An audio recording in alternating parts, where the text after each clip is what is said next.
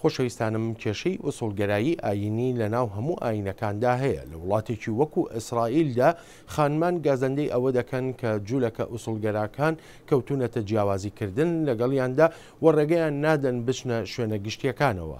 لە بەرامبەریشدا جوولەکەی ئوسوڵگەرا دەڵێ نەخێر، ئەوە جیاوازیە لەگەڵ بیر و بۆچوونەکانی ئەواندا دەکرێت.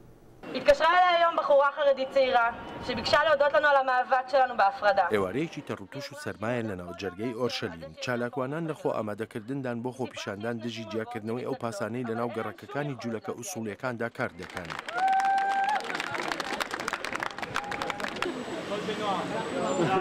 خانمان لە پێشەوەدا دەنیشن وەک لەوەی لە دواوە بن هەندێک لە جوولەکە ئوسوڵیەکان لەو بڕوایەدان پێویستە ژن و پیاو لە شوێنە گشتیەکاندا جیا بکرێنەوە، هەرچەندە بەپێی یاسای ئیسرائیل ئەوە کارێکی نایاساییە. ئەو خانمانەی بەگەژ ئەم جیاکردنەوەیدا دەچنەوە ڕوبەڕووی سوکاتی پێکردن و شەڕقسە دەبنەوە. ئانات هۆفمان چالاکوانێکی بزوتنەوەی ڕیفۆرمی ئاینیە دەڵێ جوولەکە ئوسوڵیەکان دەیانویست تەریک بژین لە ناو کۆمەلگایەکی داخراودا، بەڵام ئێستا گۆڕاوە.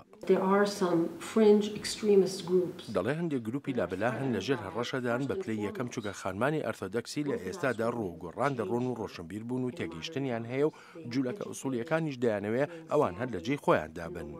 لە هەندێک ڕێکدا نووسین هەڵواسراوە خانمان فەرامۆش دەکات. خانمان هەن دەدێن لە بەری ئەو بەری شەقامەکەەوە ڕێبکەن و تێکەڵ بە پیاوان نەبن. لەم ماوەی ڕابردووشدا کچێکی خوێندکاری تەمەن 11 ساڵ لەسەر تەلەڤیزیۆن گازەندەی دەکرد لەوەی هەراسان کراوە. ڕەخنەگران دەڵێن هەندێک لە مالومەکان چاڵ و جۆرە جموجۆڵانە دەپۆشن. ئیسرائیل ئایخلەر مالوم و ئەندامی پەرلەمانە دەڵێت جیاوازیکردن لەگەڵ جوولەکە ئوسوڵیەکاندا نەک ئاین ڕەگوڕیشەی هەیە. دەڵێت تەنانەت مالومە تونڕەوەکان مۆڵەتی توندوتیژی نادەن، چونکە توندوتیژی پێچەوانەی ئاینی جوولەکەیە، پێچەوانەی تەورات و بە پێچەوانەی خواستی یەزدانیشە. تەمەر ئەلئۆر کۆمەڵاسە لە زانکۆی هیبرۆ دەڵێت جوولەکە ئوسوڵیەکان لە گەشەکردندان و جۆرا و جۆرن. زۆرێک لەوانەی ژیانی خۆیان تەرخان کردووە بۆ لێکۆڵینەوەی ئاینی یان بۆ خێزانەکانیان ناچار کراون بە شوێن کاردا بگەڕێن. هاوکاتیش ئەوانەی بە شوێن ئاینەوە نین زیاتر ڕۆ سیکولاریزم دەڕۆن.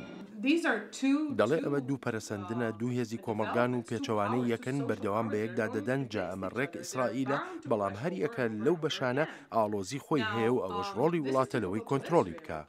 ئەلئۆر دەشڵێت دەبێ یاسای دژی جیاکردنەوە و جیاوازیکردن بسەپێنرێ، بەڵام پێویستە لە کۆمەلگای ئیسرائیلیدا شوێنێک بۆ داواکانی جوولەکە ئوسوڵیەکان هەبێت و جەختیش دەکاتەوە لەوەی ئەو ئاڵۆزیانە بەردەوام دەبن تا ڕێبەرانی سیاسی و ئاینی چارەسەری ئەم مەسەلەیە دەکەن.